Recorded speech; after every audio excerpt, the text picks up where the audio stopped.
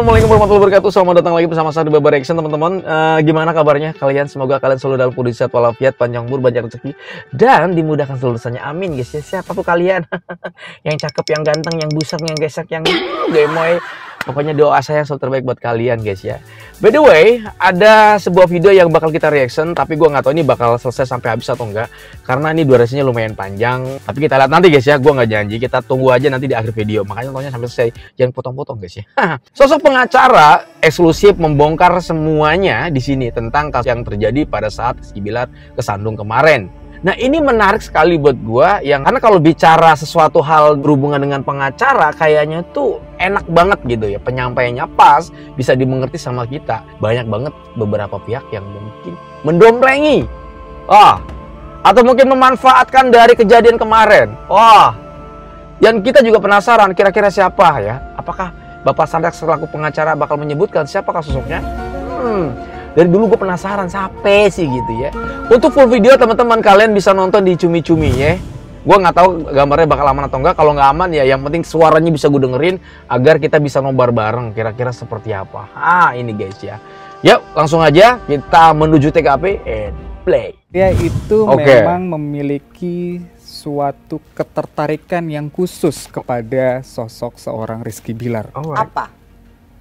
Wah, ini kalau kita ungkapkan di sini pasti jadi rame ini. Siapa yang memang mendapatkan keuntungan ini dengan adanya persoalan dari rumah tangga Lesti dan Rizky Bilar?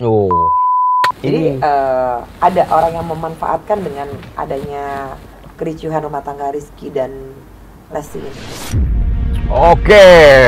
Ini menarik banget, bakal menjadi berita panas teman-teman. Sang pengacara yang sangat luar biasa bakal membongkar semuanya. Katanya nggak mau untuk public figure ya. Tapi kok denger-denger viralnya seorang lawyer yang bernama Sadrak itu menangani kasus Rizky Bilar. Apakah benar itu? Gimana ceritanya? Rizky Bilar sebenarnya public figure yang saya tangani itu bukan hanya Rizky Bilar, ada beberapa. Tetapi ya karena kebetulan expose masyarakat itu cukup besar dengan sosok yang bernama Rizky Bilar. Begitu.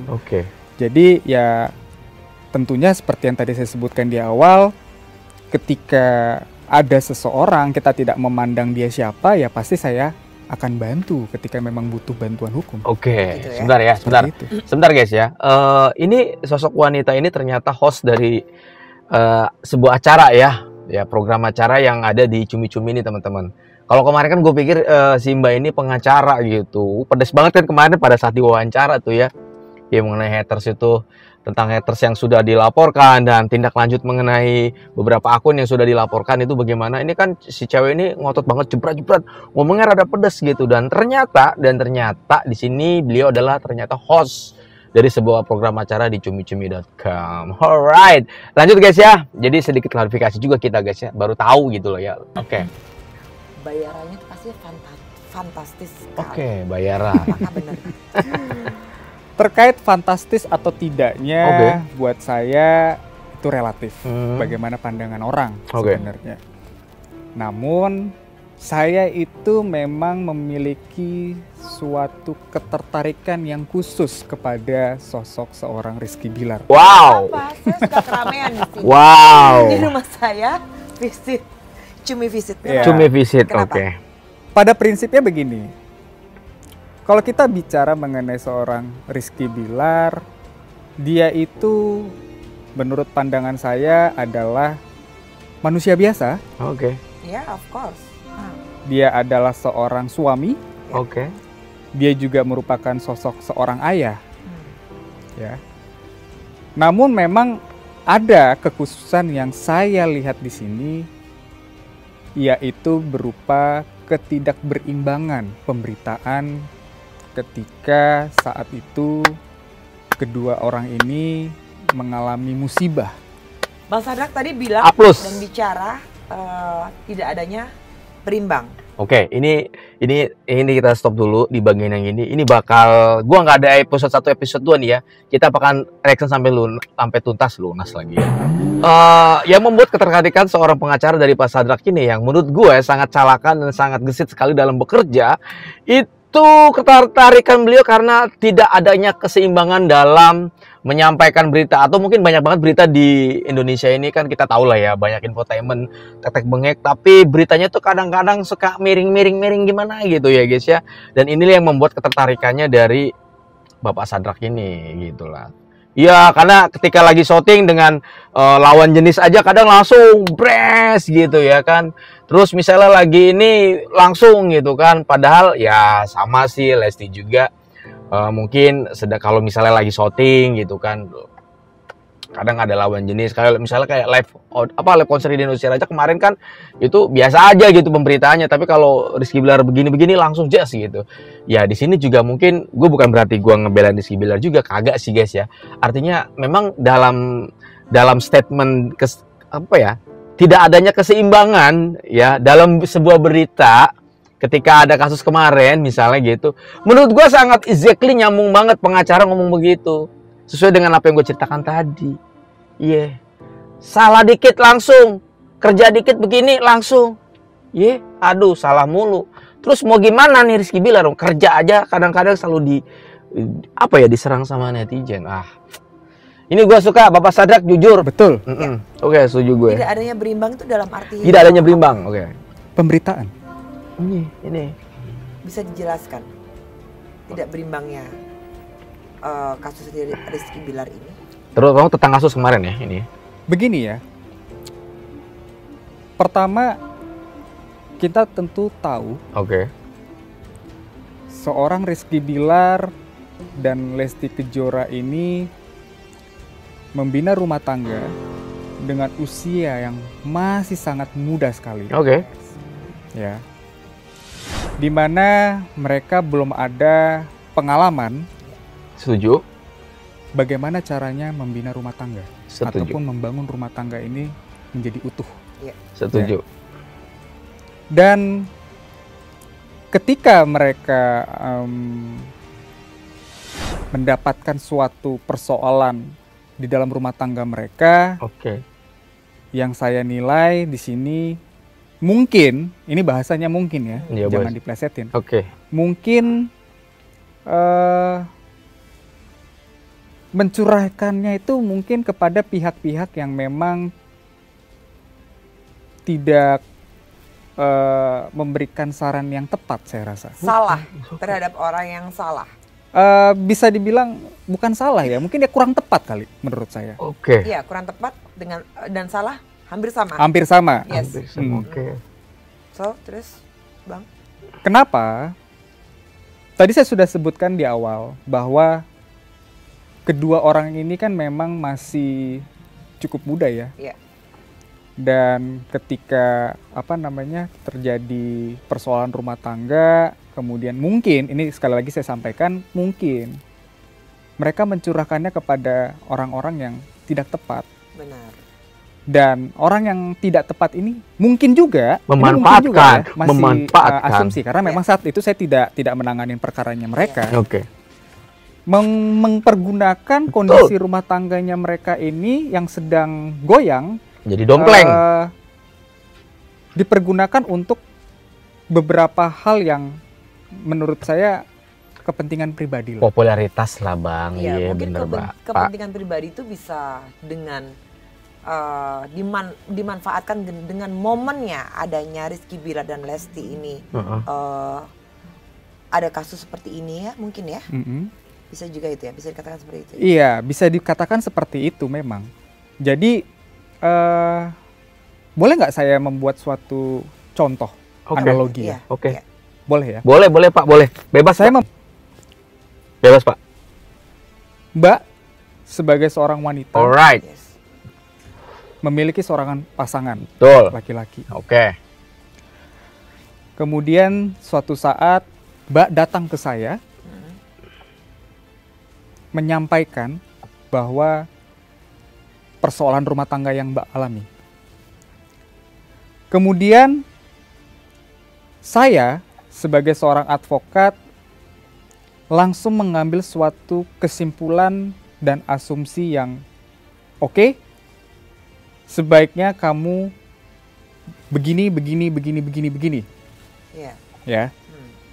Yang belum tentu apa yang Mbak sampaikan ke saya itu benar faktanya. Oke, sebentar. Nah, ini gua sebetulnya sedikit paham sih di sini nih, guys. Bentar ya, guys ya.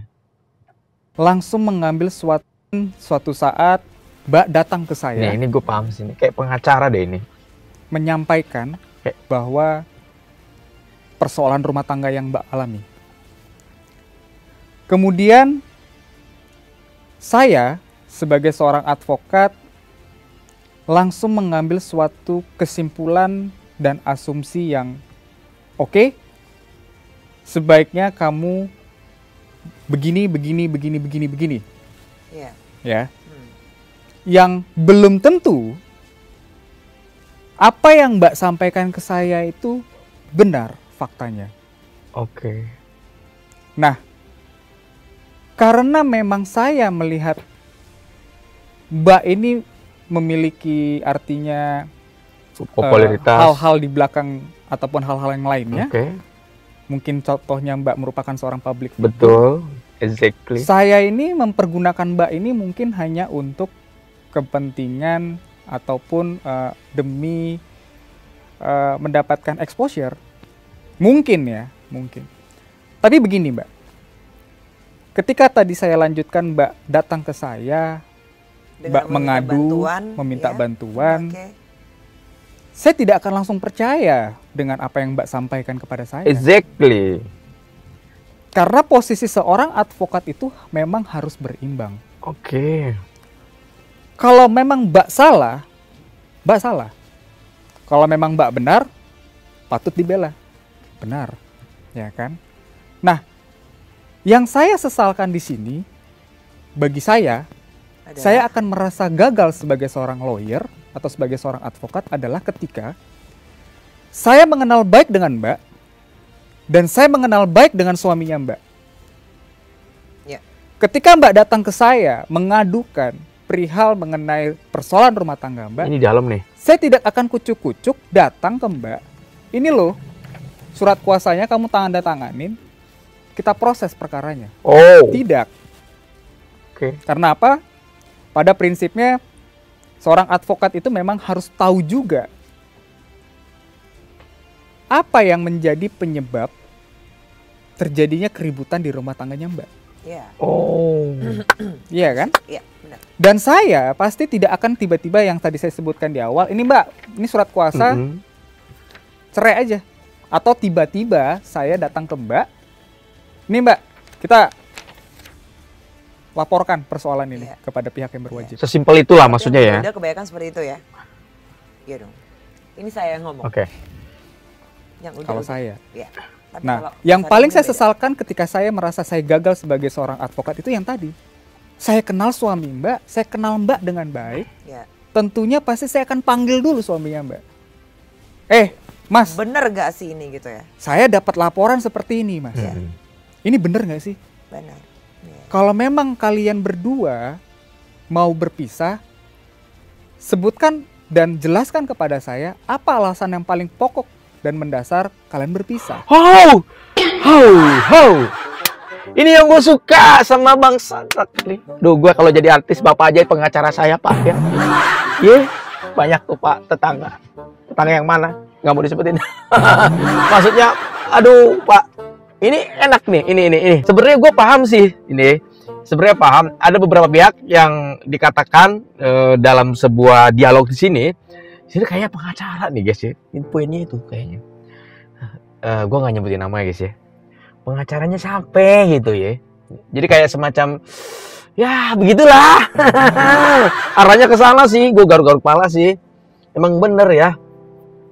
ini exactly nih harusnya gitu. Kalau pengacara yang bener tuh begitu. Jadi kalau ada klien datang itu nggak langsung tanda tangan bla bla bla bla bla bla bla bla, nggak begitu. Diperdalami dulu permasalahannya apa, penyebabnya apa. Ada api pasti ada penyebabnya, ada asap pasti ada api. Nah yang paling penting itu sebab dari api itu apa. Jadi telusurin. Ini pengacara yang bener nih, gue demen nih Bapak Sadrak ya. Ntar gue calling Pak. Itu ada sengketa Pak. Aduh, bukan sengketa janda ya Pak. Sengketa itu Pak. Ini keren guys. Ya maaf sembari bercanda guys ya, biar kalian gak tegang nonton channel ini guys ya. Ini keren, gue demen nih. Nih gue demen. Aduh, makin suka gue sama Bapak Sadrak ini. Oke kita lanjut guys ya. Ini buat saya keren. Seperti itu. Oke. Karena persoalan yang Mbak hadapi ini kan merupakan persoalan rumah tangga. Betul. Domestik. Exactly.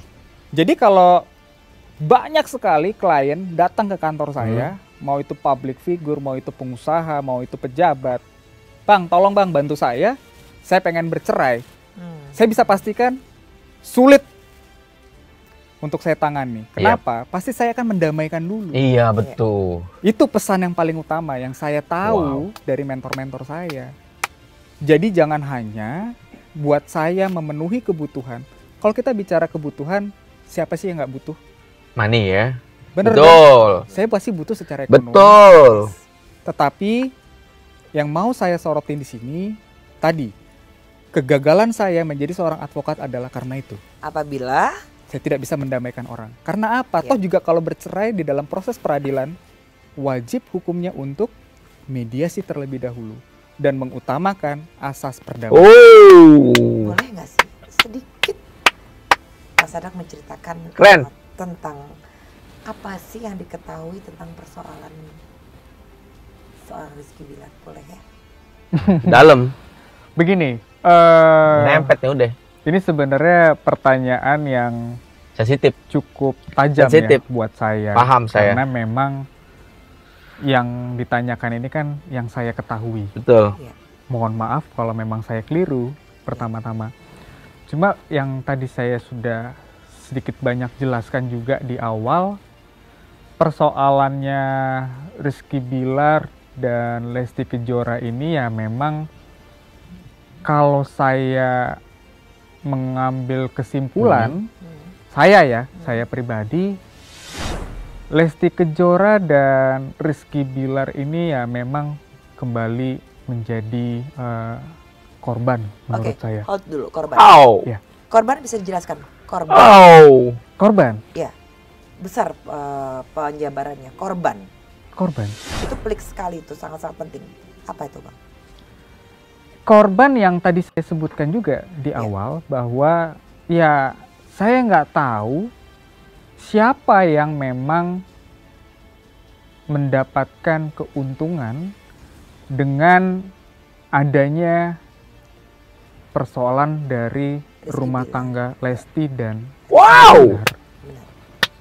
Jadi memang di awal tadi saya sudah sempat jelaskan juga, tapi balik lagi itu kalau saya tidak akan melakukan hal itu. Karena apa? Berat nih guys, korban.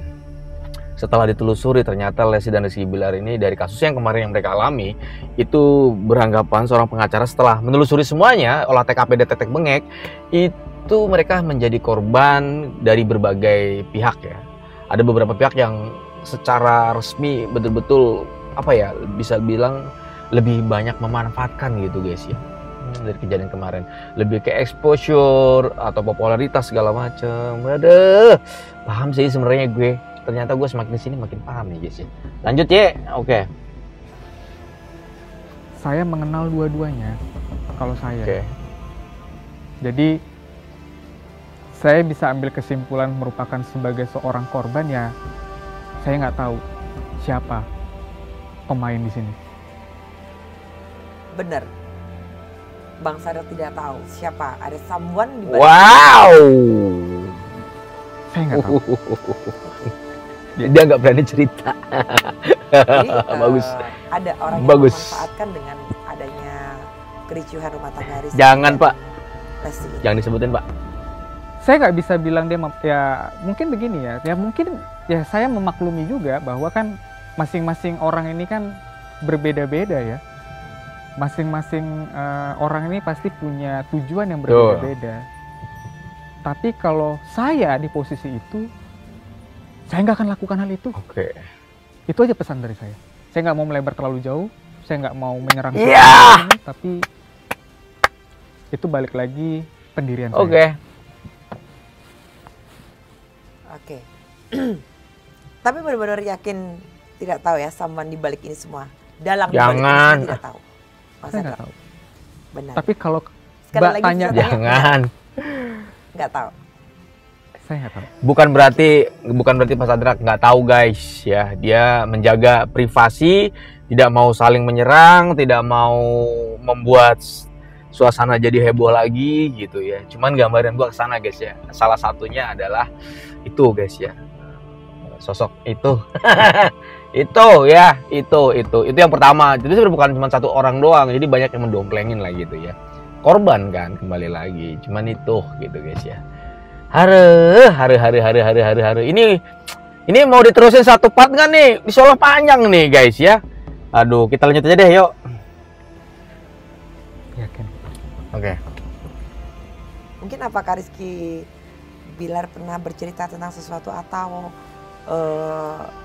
curhat atau bagaimana? Dan begitu pun pula dengan Lesti, pernah curhat seperti apa atau bagaimana? Enggak pernah.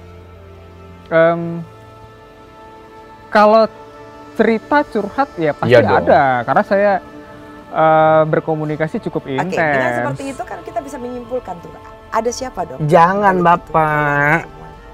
Masa nggak? Sekali lagi saya nggak. Oh, terus, Keren banget maksudnya, keren ya. tentang KDRT Rizky Bilar. Ya. Ya.